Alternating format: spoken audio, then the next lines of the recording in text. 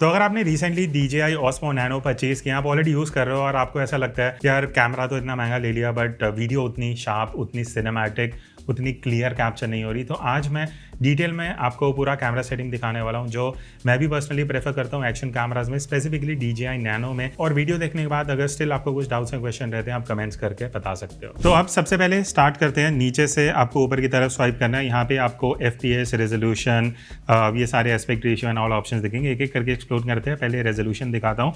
अब यहाँ पे बहुत इंपॉर्टेंट है टू डिफरेंशिएट की 4K में आपको दो ऑप्शन मिलते हैं, ठीक है। एक 16:9 है और इस तरीके से एक 4:3 है। अब 4:3 में अगर आप शूट करते हो, विच आई रिकमेंड, ये बेसिकली ओपन गेट है। ओपन गेट में क्या होता है, इस तरीके से आपको 4:3 ज़्यादा विड्थ, ज़्यादा हाइट, इन टोटल आपको पूरे सेंसर का कवरेज मिलता है, स्पेशली हाइट। तो एडिटिंग में अगर आप चाहो तो इसको वर्टिकल भी कर सकते हो, हॉरिजॉन्टल भी कर सकते हो। सेम चीज़ अगर आप 16:9 में चले जाते हो, रेजोल्यूशन 4K रहेगा बट आपकी जो वीडियो है उसमें हाइट कम हो जाती है। बेसिकली जो वीडियो है वो थोड़ी सी ऊपर और नीचे से क्रॉप होती है। तो अगर आपको पता है हॉरिजॉन्टल वीडियो शूट करनी है, आप 16:9 में कर सकते हो।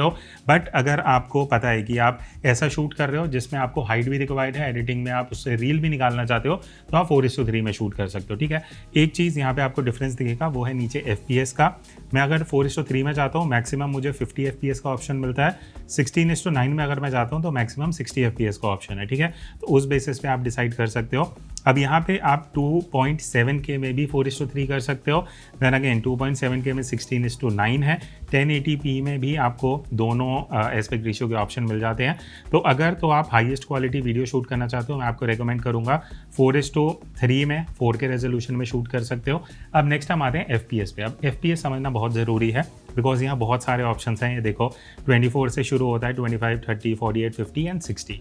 24 FPS उन लोगों के लिए यूज़फुल है अगर आप सिनेमैटिक लुक चाहते हो। जो आप सिनेमा मूवीज़ देखते हो ना, मोस्टली 24 FPS में ही शूट होती हैं। तो आप 24 FPS में अगर आपको नॉर्मल सिनेमैटिक वीडियो शूट करनी है। अब हम आते हैं 30 FPS पे, जो नॉर्मल सेकेंड स्टैंडर्ड होता है। अगर आप यूट्यूब पे व्लॉगिंग करते हो, इंस्टाग्राम पे कंटेंट अपलोड कर रहे हो, मोस्टली जो सोशल मीडिया प्लेटफॉर्म्स हैं वो 30 FPS को ही सपोर्ट ईजिली ज़्यादा बेटर करते हैं और वहाँ पर ज़्यादा कंप्रेशन अप्लाई नहीं होता है। तो अगर आप कैजुअली रील्स वगैरह शूट कर रहे हो, आप 30 FPS पे कर सकते हो। उसके बाद अगर आप स्लोमो शूट कर रहे हो तो आप 50 या 60 FPS पे जाके शूट कर सकते हो। बेसिकली स्लोमो में क्या होता है, आप वीडियो को 50% स्लो कर सकते हो, बेसिस आप 50 या 60 FPS पे शूट करें। तो इन बेसिस पे तीनों FPS आप चूज़ कर सकते हो। यहाँ पे आपको ये चीज़ें क्लियर हो गई। अब ऊपर की तरफ 3 आइकन्स आपको दिखेंगे। पहला है ये वीडियो वाला। वीडियो में आपको वीडियो का ऑप्शन मिलता है, प्री रिकॉर्ड का ऑप्शन है और लूप रिकॉर्डिंग है। वीडियो तो ऑब्वियसली वीडियो आपको पता है, जो हम अभी सारी सेटिंग्स देख रहे थे वो नॉर्मल वीडियो की थी। प्री रिकॉर्ड में अगर आप जाते हो ना, अब यहाँ पे प्री एक्ट का ऑप्शन है, प्री एक्ट ड्यूरेशन, मतलब जब आप रिकॉर्ड का बटन दबाते हो तो उससे पहले भी ये वीडियो जो है वो शूट करता है।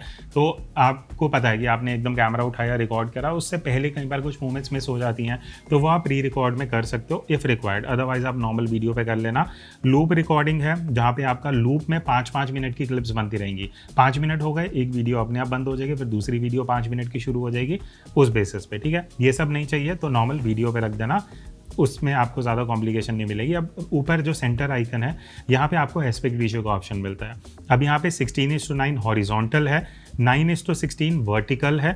अब अगर मैं 9:16 वर्टिकल सेलेक्ट कर दूंगा ना, तो अब यहाँ पे आप रेजोल्यूशन देखोगे, अब आपको साथ में 4:3, 16:9 नहीं दिखेगा बिकॉज ये सिर्फ वर्टिकल ही शूट करेगा और FPS का चॉइस आपको यहाँ पे मिल जाएगा। इफ़ रिक्वायर्ड आपको पता है वर्टिकल ही करना है तो आप वो सेलेक्ट कर सकते हो। तो वर्टिकल करने के बाद अब देखो प्रीव्यू में आपको दिख जाएगा ये वीडियो ही वर्टिकल में रिकॉर्ड करेगा, तो डायरेक्टली आपको वो आउटपुट मिल जाएगा। अगर ये नहीं चाहिए वापस यहाँ पे आ जाओ। मैं रेकमेंड करूँगा ऑटो पे रख लेना बिकॉज वो आपको एक फ्लेक्सिबिलिटी मिल जाती है कि जब हॉरिजॉन्टल वर्टिकल सब आप यहाँ से सेलेक्ट कर सकते हो। नेक्स्ट ऊपर टॉप राइट में जो ऑप्शन मिलती है रॉक स्टेडी और ऑफ, ये दो ऑप्शंस हैं। मेरा सजेशन रहेगा रॉक स्टेडी ऑन कर लेना बिकॉज जब आप वॉक करते हुए हैं, ट्रैकिंग करते हुए हैं, चलते हुए शूट कर रहे हो, रॉक स्टेडी आपको स्टेबलाइजेशन बेटर देता है, ठीक है। नेक्स्ट है राइट साइड में आपको यहाँ 3 ऑप्शन दिखेंगे एक्चुअली। वाइड, नेचुरल वाइड, मैं आपको दिखाता हूँ। ये वाइड है, ये नेचुरल वाइड है, ये डीवॉप है। डीवॉप रिक्वायर्ड है अगर आप हैंडहेल्ड व्लॉगिंग करते हो ना, फेस कैम, तो मैं डीवॉप सजेस्ट करूँगा बिकॉज उसमें एजेस में मैं यहाँ पे आपको डिफरेंस दिखा दूंगा। जो डिस्टॉर्शन होती है ना वो कंट्रोल हो जाती है डीवॉप में, प्लस आपका फेस नाइस नेचुरल लगता है। वही अगर आप वाइड में जाते हो तो अगर आप लैंडस्केप, सिटीस्केप कुछ शूट कर रहे हो, कुछ नेचर दिखाना चाहते हो, वहां भी आप वाइड यूज कर सकते हो। तो ये हो गया बेसिक जो आपको यहाँ पे सारी सेटिंग्स दिखती हैं। अब हम आते हैं इस वीडियो के सेकंड सेगमेंट पे, जहाँ पे मैं आपको एडवांस सेटिंग्स दिखाऊंगा एक्सपोजर से रिलेटेड स्पेसिफिकली। तो राइट साइड में आपको आइकन दिखेगा, यहाँ पे आप टैप करोगे, ये आपको एक प्रीव्यू दिख जाएगा। अब टॉप राइट में आप देख रहे हो प्रो वर्ड है, वो येलो हाईलाइटेड है, तो मैं उसको अगर टैप करूंगा ना तो मैं प्रो मोड ऑफ कर दूंगा। अब ये हम नॉर्मल ऑटोमेटिक मोड पे आ चुके हैं। अब यहाँ पे कुछ बेसिक सेटिंग्स हैं, इसकी बात हम आगे करेंगे, बट मैं आपको प्रो मोड पे लेके चलता हूँ। Starting with the very important setting, जो एक्सपोजर ऑटो अभी हो रखा है, हम यहाँ पे टैप करेंगे। अब ऑटो में भी ना दो ऑप्शन मिलती हैं, राइट साइड आप देखोगे ऑटो है और एम है। एम मैनुअल होता है, जहाँ पे पूरी सेटिंग्स आप सेट करते हो, वो मैं आगे आपको दिखाऊंगा।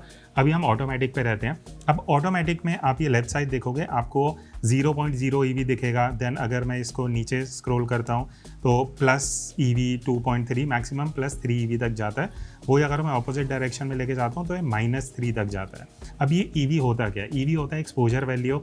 एक्सपोजर मतलब ब्राइटनेस जो आपका कैमरा कैप्चर करता है। डिफ़ॉल्ट ये 0 पे होता है, सिचुएशन के बेसिस पे आप एडजस्ट कर सकते हो, बट मेरा प्रेफरेंस चाहे वो कैमरा हो या एक्शन कैमरा हो, मैं 0.3 -EV पे रखता हूँ, बिकॉज हल्का सा वो अंडर एक्सपोज करता है, देखने में बढ़िया लगता है। तो आई वुड रिकमेंड 0.3 -EV आप रख सकते हो। नेक्स्ट है ISO। अब ISO में आपको अलग अलग ऑप्शंस दिखेंगे। देखो 100 से 25,600 मैक्सिमम रेंज होती है। देन ये आपको अलग अलग ऑप्शंस दिख जाएंगे जो आप सेलेक्ट कर सकते हो। आई वुड रिकमेंड आप 100 से 1600 रख लो, बिकॉज 1600 के ऊपर जब ISO जाता है ना तो नॉइस थोड़ा इजीली दिखना शुरू हो जाता है। तो आई वुड रिकमेंड 100 से 1600 आइडियल है, और EV मैं आपको बता चुका हूँ। अब ये ऑटो मोड तब तक ज़रूरी है जब आप आउटडोर शूट करते हो, जहाँ आपको पता है लाइटिंग फ्रीक्वेंटली चेंज हो रही है, वहाँ पे मैं रिकमेंड करूँगा आप ऑटो यूज़ करना।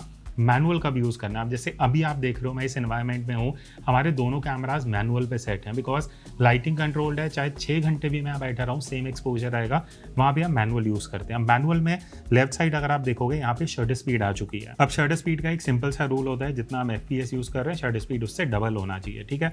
तो FPS लेट्स अज्यूम अभी हम 60 FPS पे हैं, तो यहाँ पे हमारा जो शटर स्पीड होगा उसका डबल कितना होगा 120। तो यहाँ पे मैं 1/120th ऑफ अ सेकेंड जो है वो सेट कर दूंगा इस तरीके से। तो 1/120th सेकंड हमारा शटर स्पीड हो गया। 30 FPS पे हो गया तो 1/60 उस बेसिस पे कर सकते हो, ठीक है। उसका मैं आगे आपको डिटेल एक्सप्लेनेशन भी दूंगा। ISO पे आते हैं। अब ISO मैनुअल में आपको दो ऑप्शन मिलती हैं। मैनुअली आप कोई एक स्पेसिफिक ISO सेलेक्ट कर सकते हो। अब जैसे मैं यहाँ कंट्रोल लाइटिंग में हूँ, ठीक है, मुझे पता है कि मैं यहाँ ही लाइटिंग में रहूँगा, तो मैं उस बेसिस पे ISO एक स्पेसिफिक वैल्यू ले लूँगा। बट एक और मैं आपको बढ़िया तरीका बताता हूँ, यहाँ पे भी आप रेंज सेलेक्ट कर लो। मान लेते हैं 100 से 1600 वाला जो ऑप्शन है ये सेलेक्ट कर लूँगा। अब जो भी एक्सपोजर होगा उस बेसिस पे जो ISO अपने आप एडजस्ट होता रहेगा, शटर स्पीड मेरी फिक्स्ड रहेगी, ठीक है। तो ये आप सेटिंग यूज़ कर सकते हो। 24 FPS यूज़ कर रहे हो तो 1/50th of a second, 30/1/60 and 60 FPS पे 1/125th of a second. ISO basis की कितनी लाइट है उस बेसिस पे आप स्क्रीन पे देख के एडजस्ट कर सकते हो, ठीक है। ये हो गया हमारा मैनुअल सेटिंग्स, तो इसको अभी हम ओके कर देंगे। नेक्स्ट आप आते हैं वाइट बैलेंस पे। वाइट बैलेंस मैं 99% सिचुएशन में रेकमेंड करूंगा ऑटोमेटिक पे ही रखना।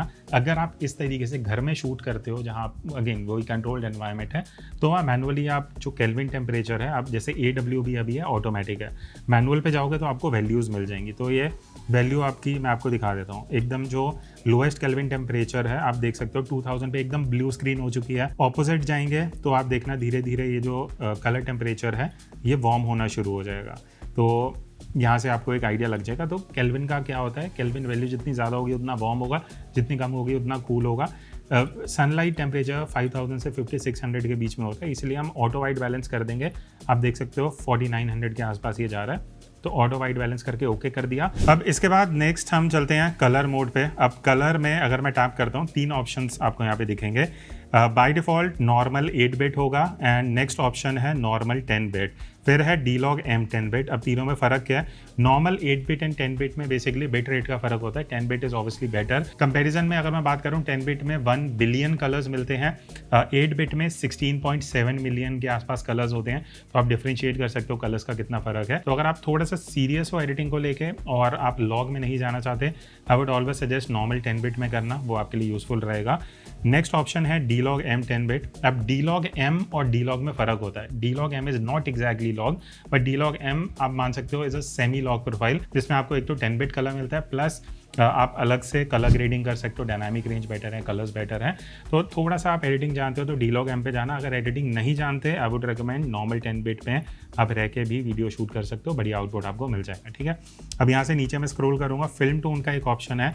फिल्म टोन में बेसिकली यहाँ पे आपको ना, मैं आपको दिखा दूँगा, देख रहे हो कलर्स के अलग अलग प्रोफाइल होंगे। मैं यहाँ पे आपको सैम्पल दिखा दूंगा स्क्रीन पे कि हर एक कलर प्रोफाइल में आपको क्या क्या ऑप्शन मिलते हैं। तो 1 2 3 4 5 6 डिफरेंट कलर प्रोफाइल्स हैं। बेसिकली सिनेमैटिक लुक्स हैं जो आप डायरेक्टली इसी में सेलेक्ट करके वीडियो शूट कर सकते हो। नहीं चाहिए तो ऑफ पे कर देना। ठीक है, फिर उसके बाद लास्ट ऑप्शन बहुत इंपॉर्टेंट है, बॉटम राइट में इमेज एडजस्टमेंट पे अगर आप जाओगे, टेक्सचर एंड नॉइस रिडक्शन, ये दो चीज़ें हैं, बाय डिफॉल्ट 0 पे होती हैं। मैं रिकमेंड करूँगा टेक्सचर -1 कर देना, बिकॉज थोड़ा कई बार ओवर शार्पनिंग आपको लग सकती है। टेक्सचर -1 एंड नॉइस रिडक्शन -1, तो वो आपको दो सेटिंग्स बड़ी हेल्प करेंगी। बिकॉज नॉइस रिडक्शन आप कम कर दोगे ना तो वो सॉफ्ट नहीं करता वीडियो ज़्यादा लो लाइट में। तो ये मोस्टली आपकी हो गई एडवांस सेटिंग्स। अब हम आते हैं लास्ट सेगमेंट पे, जहाँ पे मैं ऊपर से नीचे स्वाइप करूंगा तो ये कुछ बेसिक सेटिंग्स है। मैं आपको जल्दी से ओवरव्यू दे देता हूँ। टॉप लेफ्ट में आपको बेसिकली आप कस्टम प्रोफाइल्स बना सकते हो। अगर यहाँ ऑलरेडी आप देखोगे मैंने ये दो डाली हैं, रेसिंग है एंड व्लॉग है। तो होता क्या है, आप कस्टम पे ऐड करो तो आपको अलग अलग प्रीसेट दिख जाएंगे। आप ये देख रहे हो, स्कूबा डाइविंग का अलग है, देन ये एयर का अलग है। तो अलग अलग प्रीसेट्स बने हुए हैं। Basically FPS, resolution, aspect ratio, ISO, shutter speed, सब आप देख सकते हो। पूरे प्रीसेट्स हैं जो आपको यहाँ इन्फॉर्मेशन दिखेगी। जो भी ऐड करना है कंफर्म कर दो। तो इस तरीके से बेसिकली होगा क्या कि जब भी आप या तो कस्टम प्रोफाइल पे जाओगे या फिर अगर आप यहाँ बॉटम लेफ्ट से मोड पे जाओगे तो आपको स्टार्टिंग में ये आइकन्स दिख जाएंगे जहाँ से आप यहाँ पे सेलेक्ट करके अपनी वीडियो शूट करना स्टार्ट कर सकते हो। अदरवाइज आप ऑब्वियसली नॉर्मल वीडियो मोड पे आ जाओगे तो आप कस्टम सेटिंग सेट कर सकते हो। ठीक है, उसके बाद आपको ये आइकन दिखेगा कस्टम बटन का। अब यहाँ पे आप देखोगे 2 यूनिट्स है, कैमरा अलग है, नीचे का जो हमारा मॉड्यूल है वो अलग है। तो उसमें अगर जैसे मैं अगर कैमरा पे जाता हूँ, सिंगल प्रेस से क्या करना है, डबल प्रेस से क्या करना है, ये कस्टमाइजेबल बटन है। सेम चीज़ आपको मॉड्यूल में भी मिल जाता है। डिटेल में नहीं जाऊँगा, वो आप जाके अपने हिसाब से सेट कर सकते हो। माइक की सेटिंग्स आप कमेंट कर देना, बिकॉज वो थोड़ा लंबा वीडियो हो जाएगा। इफ़ यू वांट कि माइक की जो सेटिंग्स है वो डिटेल में करनी है, आप कमेंट्स में बता देना। अब हम आते हैं फाइनली सेटिंग्स पे। यहाँ पे कुछ बेसिक सेटिंग्स हैं जो मैं इंपॉर्टेंट 1-2 चीज़ें हैं वो मैं बता देता हूँ। Built in mic audio backup, ये बाय डिफॉल्ट ऑफ होता है, आपको इसको ऑन करना पड़ेगा। बिकॉज अगर आप एक्सटर्नल माइक यूज़ कर रहे हो, किसी वजह से वो माइक बंद हो जाता है, एटलीस्ट आपका जो कैमरा है उसके इंटरनल माइक का जो ऑडियो है वो बैकअप रिकॉर्ड होगा। ठीक है, उसके बाद एक बहुत इंपॉर्टेंट सेटिंग है बिट रेट की। Bit rate by default standard पे होता है, आपको हाई पे रखना है अगर आप बेस्ट क्वालिटी आउटपुट निकालना चाहते हो। तो ये 2 चीज़ें हैं जो बेसिकली आपको सेटिंग में एडजस्ट करनी है। उसके बाद यहाँ पे वॉइस कमांड का ऑप्शन है, वॉइस कंट्रोल, ये आप इनेबल कर लेना। लैंग्वेज आप सेलेक्ट कर सकते हो। वॉइस कमांड के जैसे start recording, stop recording, take photo, shut down, ये कुछ प्रॉम्प्ट्स हैं जो आपको यहाँ पे दिख जाएंगे।